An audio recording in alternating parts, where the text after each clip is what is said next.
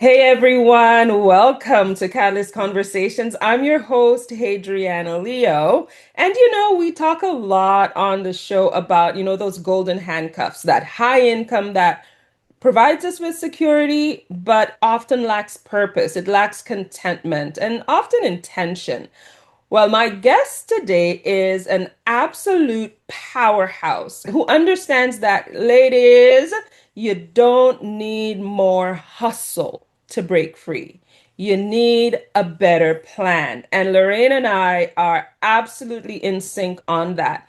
Lorraine Millington is a tax strategist and wealth advisor of over 18 years.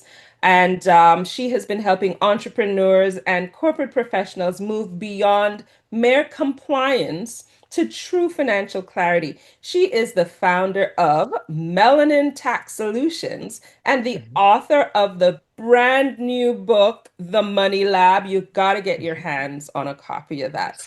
So today we are diving into her signature pivot framework to discuss how women can stop reacting to their money and start directing it to build a legacy that actually lasts. And Lorraine is singing my song. So, Lorraine, welcome, welcome, welcome to the show. Thank you so much, Hadriana. That was such an amazing intro. Thank you so much for having me here. Listen, when we had that initial conversation, there were so many just nuggets that were just priceless. They're gold. So I'm really looking forward to digging into this conversation because I know, like, I'm a money navigator and I still don't do my own taxes. I don't like it. It's just not my jam. It's kind of like Yeah, accounting. It's not my thing. But I know the importance of it, and I'm sure there are many others like me. We're successful in our careers, but there are right. elements to our finances that we probably just don't enjoy. So we're gonna start with, I think I'll call it your motto, and I love it. You actually provided this to me. You said, if you don't get serious about your money, you will never have serious money. And I'm like, Lord, isn't that the truth? How did you come up with that? It honestly, I don't know, it just came to me like when you're, especially when I'm having consistent and conversations with people about money. It's really the conversation that comes up. Like people start to get serious when they realize there's a change that needs to be made, right? Yeah. So until you start coming to that awareness, like, you know what, there's something that's not actually fitting here. That's when Mhm. you really start to dig in, and that's when the serious money comes. When you Yeah. start to build your team, when you start to get a tax strategist, when you start to get an accountant, when you start to get an attorney, a financial advisor. Like these are the things that when you get serious about your money, you start seeking out professionals to do certain things for you. And Yeah. similar to what you mentioned about being the money navigator and not necessarily doing your own taxes, you don't have to. You have the awareness that I'm going to hire someone to do that for me. That's you getting serious about your money because you realize my wheelhouse where I like to play is helping people navigate their money. It's not me trying to figure out a tax return or trying to understand the new tax laws. No, I'm going to hire someone to do that. I'm going Yeah. to be serious about what I'm doing, and then I'm going to get someone else who's serious about that realm and about that industry to help me. And that's Yeah. where the serious money starts to come in. So it just kind of played. And then once I even said it to myself, I was like, ooh, that's a good mic drop. Let me write that down I because like it. it just hits on so many points. So I love that quote. And the thing is, it does so many times we think it happens in the reverse, which I Right. I I cannot keep Absolutely. saying it enough. Don't wait for the windfall. I wrote a whole blog back in the day about, that windfall mentality. We're thinking that, when we have a lot of money, when we get the inheritance or when we win the lottery, then we're gonna, no, it doesn't happen Yes. that way. It Yes. starts with that intention now. And you actually describe yourself as a woman who leads and lives with intention. Intention is, I don't know, maybe 90% of the win. What do you think? I I think behind intention is the habit, it's the discipline, it's the routine, right? So we have to understand, and it's very similar to the example you just gave. Like some people, even in business, like, oh, I'm going to wait till I get bigger until I hire an assistant or hire a bookkeeper or just hire people within the business. I'm going to wait until I get here to be able to build that team. But a lot of people don't understand it's much harder to get to that level without having the team already That's in right. place, right? So the Yeah. intention behind is like, I know I'm going to get there. What are the tools that I need to put in place to help me get there? We don't Yeah. want to wait till we get there and then figure it out. That's what's going to actually prevent us from growing even further, right? So Right. it's the intention, it's the strategy, it's the mindset shift that we Oh start my to have to gosh. apply to things of like, okay, what do I need to do to get there? I'm not going to wait until X happens for Z to occur, right? I need to put these things into place now to help me get there. And so I think that's the intentional piece of it. I know I'm going to do this, so let Mhm. me do these other things instead. I mean, other Yeah. things first, right? Yeah, so you're setting up. You're setting Right, that foundation. But I think you right. landed on something that I think is a big deal, and that is mindset. Because Mm, I work with a lot of women who are externally successful, not taking away anything from the career achievements, the educational achievements, even within their family, the things they've been able to achieve and succeed at. But mm-hmm, internally is a whole different cup of tea. There is big struggle happening on the inside where the imposter's stalking and they're doubting themselves and all of that. When you meet with these women, what are mm-hmm, you finding is the biggest disconnect when they come mm, to you? I mean, they're earning well, they're right. doing well externally, but internally, what do you see is the biggest disconnect there?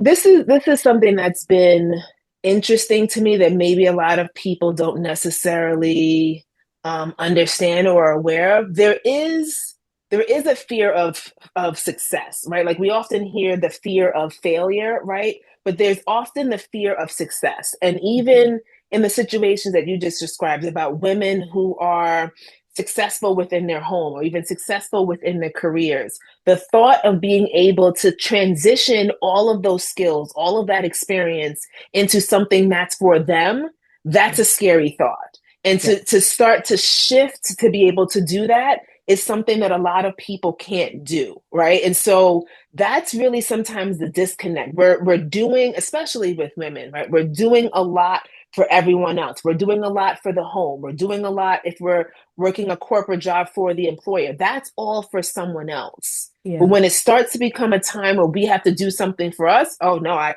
can't do that, or I don't know how to do that, Who's but you got the just did time? it. You just did it for everyone else. Why Yeah. why don't we understand that we can do that for ourselves? And so it's that belief, it's that breaking down these limiting beliefs that a lot of people have as it relates to something, especially something that's going to better them, that we Mhm. really need to break down. And that's where a lot of the disconnect happens. But Yeah. oftentimes we don't notice it until it's brought to our awareness, until you actually start speaking to someone, you see someone that inspires you, right? Like I'm sure all of the people that listen to your show, they hear all of these ideas and they hear all these concepts like, oh, I want to be able to do that. They reach out to you and they start to realize, oh, maybe I can actually do that. Now that Yes. disconnect starts to connect, right? And Right. that's where it all kind of comes into play, from my perspective, anyway. Yeah. I think that internal disconnect definitely leans heavily on our past experiences or Oh, for what sure. we've been able to see exemplified around us. I remember writing in my book that there came a time when I didn't know what goals to create because Mm-hmm. I had no lived experience, neither did I have an example of it within my circle. So it's kind of like, you see Oprah, Oprah did it. But that, I Yeah, mean, right. that's Oprah, Right. That's that's not Oprah. attainable for me. That's all the way up here, That's all right? the way over there. It's like Yep. it's an exceptional case, but we don't have that experience that makes it seem attainable. And as Mm-hmm. a result, the Mm-hmm. blocks come in, oftentimes to protect us. At least that's what our brain thinks. That's what we tell But ourselves, though, right? that's Like what this we is. tell ourselves. Hmm. Yeah, Hmm. protect yourself, just in case, whatever. But I like the idea of, challenging the thoughts that play in our head.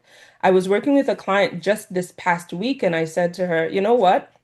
Every time the imposter speaks, just ask, but what if I am? Mm, Do you know what I mm, mean? And yeah, when it comes to that financial experience, they might be saying, well, I don't earn enough money to hire a tax planner as opposed to hmm, going to H&R Block and just getting that thing yeah. done. And then you could say to yourself, but what if you did? Right. What if you do? How can you set that up? I want to, I'm gonna stick a pin there because Okay. asking yourself, what if you did earn that money? I think a lot of us as women think that that's a call to do more. And we just talked about Oh, all what we're already doing.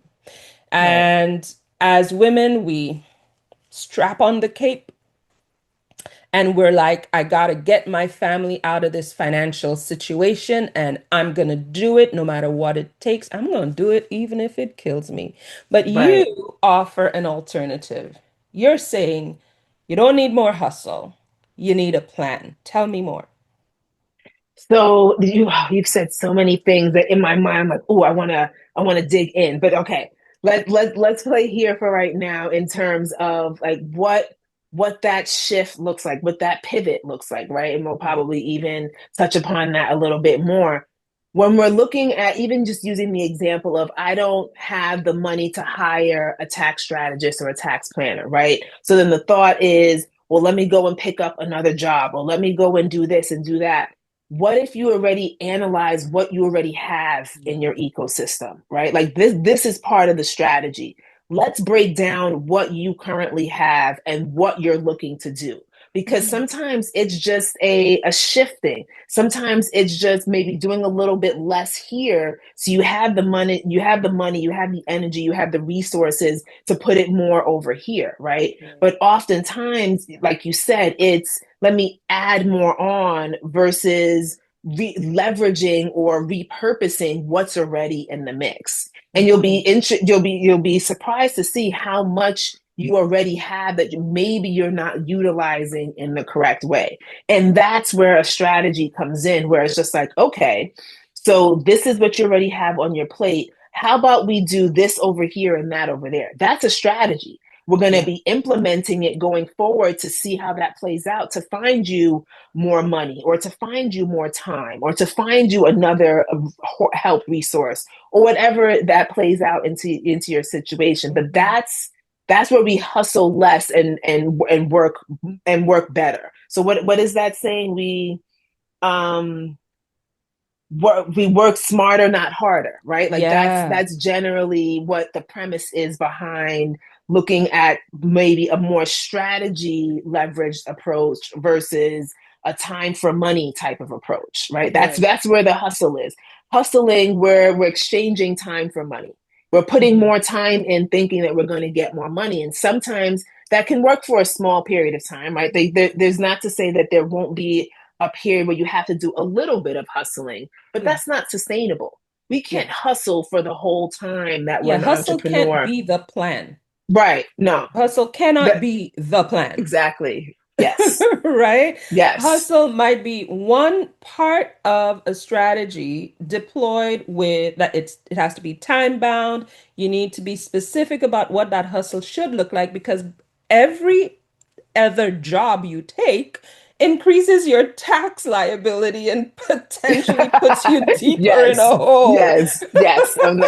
And that's a whole, a whole other bucket that we have to talk about, right? Like what kind of extra work are you bringing in? Is there, how much more expensive is that costing you?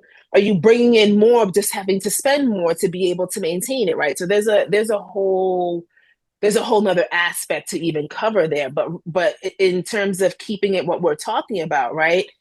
What do you currently have and how can you best utilize what you already have? That's part of the beginning of the strategy and the planning, that Yeah. I would suggest a lot of people take that approach first Yep. before starting to grasp at everything that looks as though it would help. Yeah, 100%. And I agree. There are optimizations within your current situation that you can explore first. And then once Correct. you have a good handle on what options are available, then you can deploy any other resources that need to be added to the mix with an understanding that you're working a plan, sister. You're Right. working a plan. Yes. Now, Yes. you advocate for your clients to have a good understanding of the tax code. You're not asking them to go grab the tax code because I am not opting in for that. You're No. not asking them to go get the thing and study this and what have you. What do you expect of your clients when it comes to understanding their taxes? Sure. So I even want to say, I don't even necessarily, when I'm working with a client, you don't have to know the code line by line, section one, line. You don't have to know the tax code to that degree because a lot of times we don't know what we don't know. What Right. I expect for clients to know is what is your situation? Where is Mhm. your income coming from? How much are you paying for certain things? What are you doing in your business? I need you to know, I need you to be in depth with what you have going on because I can't help you unless I have an understanding, right? So as I'm asking you questions and maybe you're not sure, I'm happy to explain what applies and kind of why I'm asking the questions that I am. But I Mhm. need you to have an understanding of what's going on. And I feel like a lot, especially over the 18 years that I've been doing this, it's amazing how much people don't know because it's never been explained to them, Yep. right? And so understanding what you have and then being able to relay that to me so that I can then take that information and help you is really kind of the bare minimum of what I'm asking for clients. I don't Yeah. need you to go out and read the whole 1,000 pages of the tax code. No, no, no. Not That's gonna do why it. I'm here. Yeah. I'm your resource. I'm your partner to be able to help you understand how the code applies to your situation. But I need you to know what your situation is so that you can Yeah. explain it to me. And And not that's just yeah. not just I'm thinking know what your situation is, but also know what you want. I'm Well, gonna list, go yes. there. I'm gonna go Yes. there because so Yes. many of us are living lives that just happened upon us. So many Mm-hmm. of us are living lives that just were the product of circumstance, but Mm-hmm. not the products of intention. And I believe Oof. that we need to, change that. We need to start Yep. living lives of intention. And yeah, it's not so much about, having outrageous dreams come true, although that I'm there for that. Reach for the stars. Go for Yeah, go it. for it, 100%. But how do you want to live? How do you Yes. want to feel? Mm. How do you want to impact the world around you? And it doesn't have to be mega causes or big billion-dollar endowments. How do you want to be thought of when maybe you're not there to talk your point anymore, you know? So I feel Adriana, like, you are hitting on some points. I'm girl, telling that you. clarity is You no joke. yes. Right? Yes. So the clearer your client and my client can get, Mm-hmm. the better work you can do. Hey, Yes. Lorraine. Exactly. This is what I'm saying. Like the so another, and I love one liners, but clarity comes from action, right? So Yes. you have to understand what you're doing, what you are currently doing, what you're looking to move towards, and that's how we get the clarity. If you're telling me, okay, I'm working for an employer, but I really want to start my own business. I've Hmm. been doing these things on the side forever, but I just don't know how.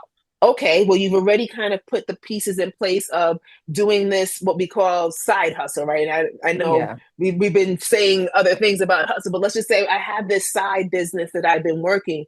How do I make this my full time? How do I fully step into entrepreneurship? The Hmm. action of one, speaking to someone who would be able to guide you in that, that's where you start to get the clarity. That's where you start to Right. understand, like, okay, you're doing this, but hey, how about we put this plan in place to get you to your goals faster? Right. Um, and a lot of times, and I know we put a pin in this earlier, but a lot of times it really also boils down to our relationships with ourselves, our relationships with others, our relationship with money. Because Yes. oftentimes, how we think about money is how we behave with it, right? And Yep. so the more if we're not doing the work to understand how we're thinking about it, and especially when you mentioned earlier about clients or people maybe saying, well, how I don't have this versus the reframe of, well, what if I did have it? That's where we Yep. start to shift how we're thinking about it. Because if we Right. start to think like, oh, well, what if I did? Now the behavior is, okay, well, let me see what I can do or utilize from what I already have to get that, right? That's a different behavior. That's a different Hmm. thought. That's a different mindset.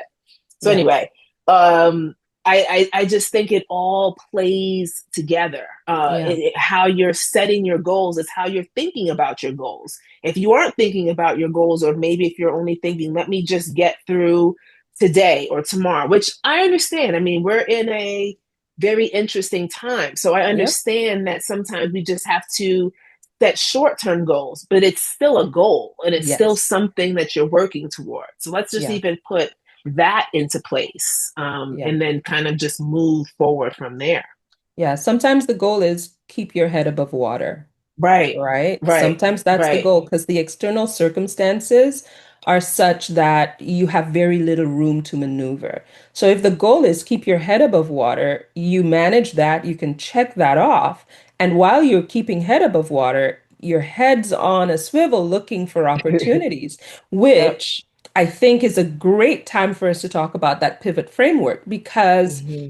I think when you look at the breakdown of that pivot framework, it talks about, again, intention being there, and it Right. talks about, let's do something. Tell us a little bit or break it out for us. What is the pivot framework?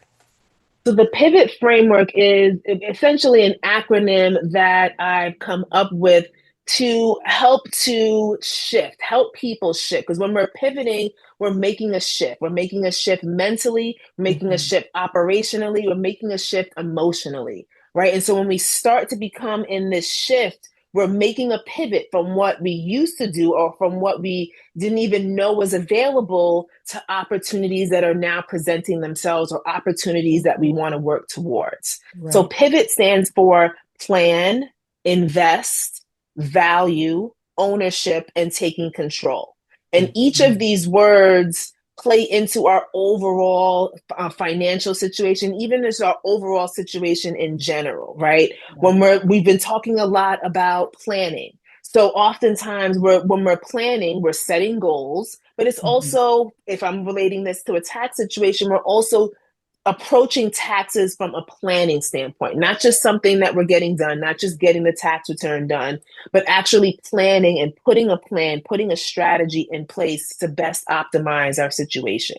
Right. Then when we're looking at invest, we ultimately, and I'm sure we all want this, we ultimately want our money doing the work for us, right? Yep. Yes, we are human beings, not human doings, but even as we're doing things, we want the money that we're making to do the work for us so that we can stop exchanging time for money. So Right. doing that, making the money work for us is how we invest. We put the money to work, whether it's in real estate, whether it's in the stock market, whether it's in different commodities. The money is being invested and then is growing interest dividends. That's the money going to work. Right. Then we also, from a generational standpoint, ownership is huge, right? Like when we talk about wanting to create and establish and pass down generational wealth, that comes from assets. So whether Yes. we're investing in assets that are not only generating income for us, but that are also creating assets or um, what's the word that I want to use? But basically, like just ownership in different things. Hmm. That's how we pass down wealth. When we're looking at real estate, which is one of my kind of favorite assets because of the appreciation, because of the tax benefits, it's just an awesome vehicle. this is creating ownership. You can pass down properties, you can pass down notes, you can pass down a legacy just from Right. ownership in different things. Even in stocks, you can pass that down as well. But this Yep. is ownership that you have in these particular assets. Um, value. I'm sorry, I skipped over V and went to ownership. But when we talk about value, this is where business comes in. This is what we were talking about in terms of building your team, establishing yourself, doing something for yourself. When you Mhm. have a business has value. Whether you're offering services, whether you're offering products, a business creates value. You're creating jobs. This has value to not only yourself but to the economy, right? And also from a tax perspective, businesses create a lot of opportunities, a lot of deductions, a lot of credits. And so we should be looking towards as we approach this shift in behavior and mindset, not just working for an employer, right? Establishing a business for ourselves, establishing an ownership that you have over something that's yours. And then lastly, so I did go a little bit out of order, but going to the T in pivot is Mhm. taking control. Once you have an understanding of these different things that I mentioned, you are now taking control over your finances. You're not Mhm. just sitting back and waiting for things to happen to you. You're making things happening for you and Right. taking control again from a even just a physical standpoint, but even a mindset perspective of listen, I'm going to seek out information. I'm going to seek out resources. That's you taking control over your own situation, and that's where opportunity is created for them for yourself. And so I Mhm. find this pivot framework to be very powerful, and it doesn't mean that each of these aspects have to happen all at once. This is a Right. framework because these are things that you're working on over time to be Mhm. able to create the life that you're looking to establish, not only for yourself, but for your family and beyond. Right. So Yeah. these are it's a framework because we want to, this is like foundational. This is what we want to put in place. These are the things that we want to work towards. And once we start to understand this pivot, once we start to understand that this is essentially how the game is played. When we and this also plays into my book, The Money Lab. We need to understand that wealth is a game. It's not necessarily something that's given to us. I mean, Yep. maybe for some people it is, but it ultimately it's a game, and we have to understand how to play the game. These are Yes. these are things that are already here, but they're sometimes not even talked about as much as they should. We are having the conversation now. Your show is here to help enlighten people into what is available, how they should be approaching things, Mhm. how they should be navigating their money and also their individual situations. And so, this is why things like this are so important, to be Yeah. able to have these conversations, to know that people who may look like you and who are maybe even in your community are doing these things to help you excel and to Yeah. help And you they play the are. game. It's Yeah. it's amazing that you say that because oftentimes we don't see what we don't look for. But when you Oof. start applying the pivot framework, all of a sudden you end up hearing a conversation or being in a room where you listen in and someone is actually talking about that same thing that you were thinking about doing. They've done it. And Right. now because you are intentionally working that pivot framework, now you're hearing things and they hit different.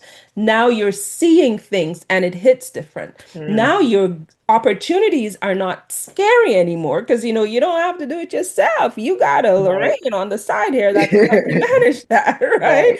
It's Right. actually it falls right into what I call being the CEO of your wealth. Oof. Because Mm-hmm. in my neck of the woods, all of these women, they deploy their staff, they deploy their managers. They are CXOs doing great things Nice. in their careers, but they think they have to do everything themselves and be interns for their financial lives. Well, Mm. legacy don't get done by interns. You Hello? better speak. You better preach. Preach. Yep.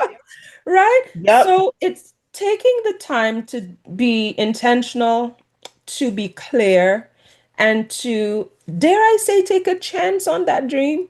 take a chance on that thing that you really wanted to achieve, that impact you really want to create. Dust that thing off, man. Dust it Yeah, off and see it as not just, it moves from an impossible dream to a possible dream. And when we have the right people in our corner helping to deploy that strategy, it moves from possible to highly probable. And right. then when things start moving, it moves from highly probable to We in next. this. We're doing this. We are doing this. We And it's are doing it. And it's even similar to what you said in terms of like daring to take the chance. Now you're not doing it blindly because Yeah. now you know that there are resources and there are people out there that can help you. And I think that's also part of the challenge, or maybe sometimes part of the hesitation on most people's part. It's just like, I'm afraid to kind of take that step. Like I think about that I don't know if this might be the Price is Right, right? Like I don't know if you've seen that like game where Yes. they're on the cliff and so like they're inching up, yeah.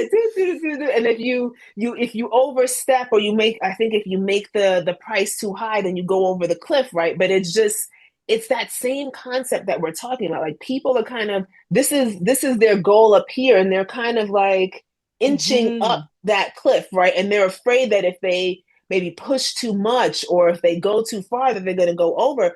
How about what if you knew that that's just going to keep the cliff part is just going to keep rising the more That's that you right. keep inching up the mountain, right? Love it. And that's what these resources are. This is what this conversation is to help to foster. You don't have to be concerned with going over the cliff if you do something wrong, or maybe if you Yeah. make a mistake. That's just more education. That's just more area for growth. But keep going up the mountain, because I promise you, the mountain is just going to keep growing the Yeah. more that you keep going up. And So even if it means that you might need to, like, I climbed, I'm from St. Lucia. I went home nice. a few years ago now. The children almost Love St. divorced Lucia. me, and we went to climb the Pitons. So one of the things I took from that, because it is a challenging climb, especially if you're not naturally athletic. But it's a You're challenging climb. great. But here's the thing though, Lorraine, there's no path that only goes up. There is Right. no path that, Right. unless you're on some escalator that's doing the pulling up, pulling for you, there's no path that only goes up. When we were climbing the pitons, we went up, sometimes we went down, we went around, and then we went up again. Sometimes we went down, we went flat, sometimes even, and then we Yeah. went up again. Throughout this entire climb to the top, we had various experiences, various Pivots. times of exertion. Mm-hmm. And there were times when, listen, we stopped and took pictures. Hello. Right? And I think it's such a great analogy for, that path up. It's Yeah. unrealistic for us to think that it's only ever going to go up. And the times when we stop or the times that we go down, these are great opportunities to catch yourself, catch your Mm-hmm. breath, become present, and Yes. actually enjoy the journey. Take the time to make some connections and go again. I think that that's That's so great. And good. the So good. idea of, this whole thing being kind of a game where you learn the rules, or even with the title of your book, it's a lab. Let's experiment. Let's Yes. try something. Let's see what works. And I like the subtitle. It's like a blueprint for building wealth, reclaiming power, and redefining the game. So Yes. when we don't have Lorraine here talking to us one on one, I'm guessing we're going to find a lot of these gems that you've shared in the book.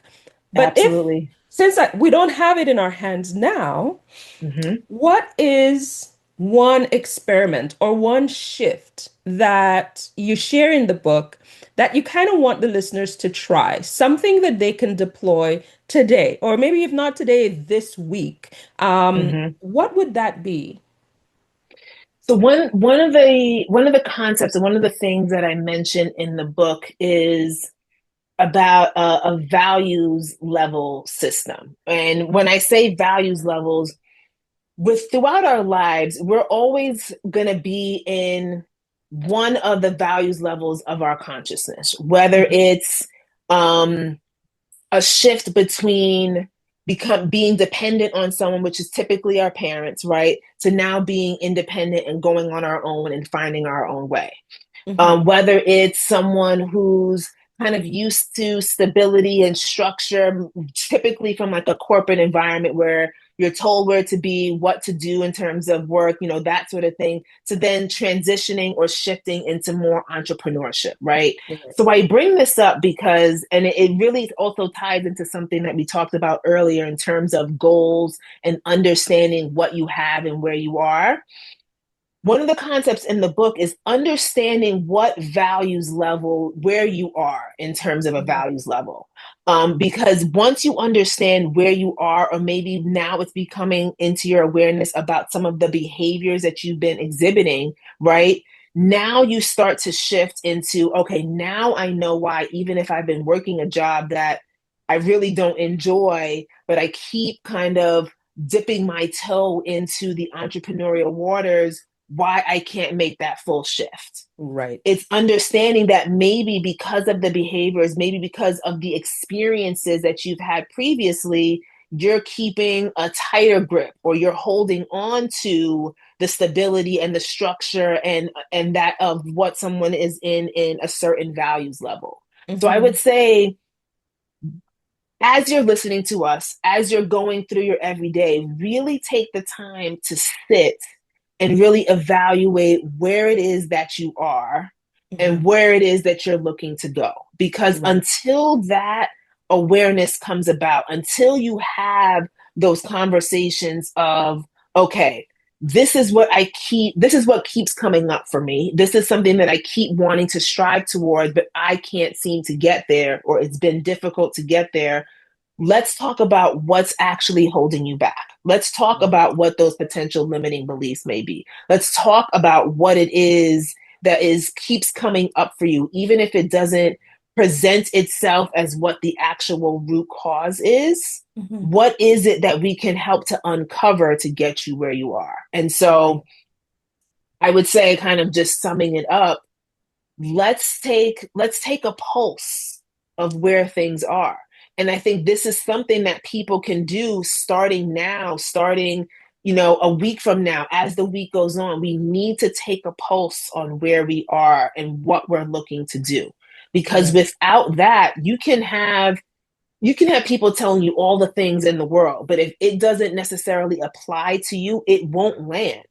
It Yep. won't come up to the surface to be able to say, okay, this is something that I need to now resolve in order to be able to get where it is I'm trying to go. Yeah.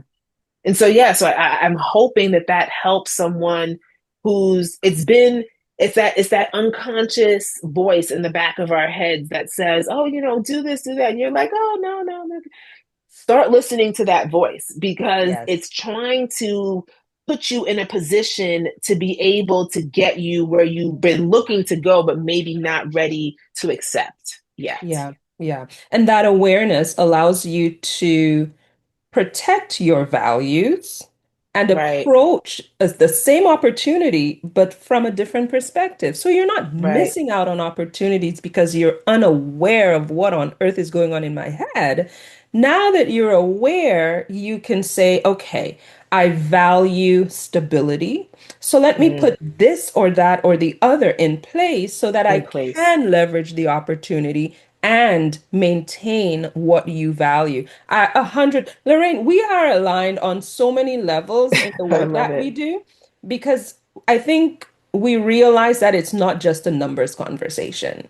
Oh, It's for not sure. just, especially when we're talking melanin tax. Yes.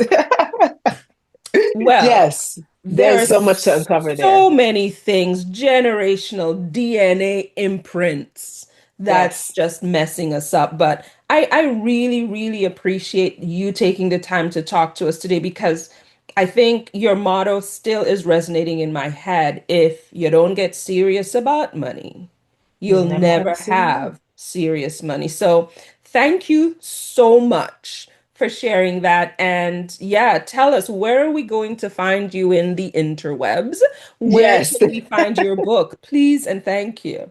Yes, no, and thank you so much for having me on today. I mean, I thoroughly enjoyed this conversation and we could keep going. Like there are Oh, so yes. many topics that we hit on that we're kind of putting a pin in and just kind of teasing. But this was such a great opportunity to talk to you and just to engage in Hmm. all the topics of money and mindset and behaviors and everything. And I would be happy to speak with anyone who may be listening to this, who there are some things that came up for you as we were talking today. You can find me on my website. So it's melanintax.com. I do offer free consultations to help to start to get that conversation started for people who are like, okay, this is all great, but what do I do now? Reach Hmm. out to me, have a free consultation. Let's see where you are. Let's see where we can get you and kind of go from there. Yes. Currently, my book is available on Amazon, so it's The Money Lab. You can put in The Money Lab. I won't necessarily say the whole, but the whole title is The Money Lab: A Blueprint for Building Wealth, Reclaiming Power, and Redefining the Game. And so you can definitely find that on Amazon. And then I'm also on the social media channels, right? So you can find me on Facebook and LinkedIn and Instagram under my name, Lorraine Millington. And then I also have a YouTube channel where I do share, tips like tricks, or I shouldn't say tricks per se, but just hacks, different things that people need to be aware of, things that people need to hear as it relates to not only tax, but just finances, wealth building, overall financial health. So, Yeah. yeah, that's looking forward to seeing everyone on there.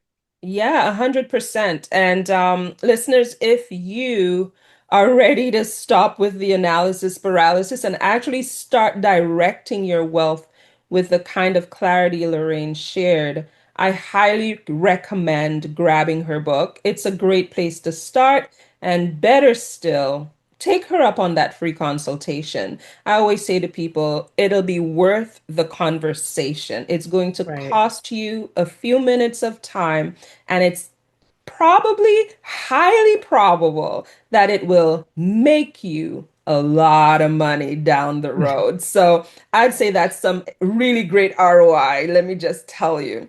Awesome. And if today's conversation made you realize that your high income and your internal confidence are still out of alignment, let's bridge that gap. Book a complimentary Wealth Catalyst experience call with me. Just go to my website, moneynavigator.ca. Lorraine, thank you so much for being here. We need a part Adriana. two, wouldn't you say? Yes, yes. Thank you so much, Adriana. I'm looking forward to it. I might hold you to that. Yeah, yeah, yes. You know my inbox. You know where I am. Yes. You can definitely hit me up. But for now, thanks once again. And to all my listeners, to all our viewers, stay on the right side of that tax code, but leverage the heck out of that. Go find your wealth. Start now. Until next time, take care.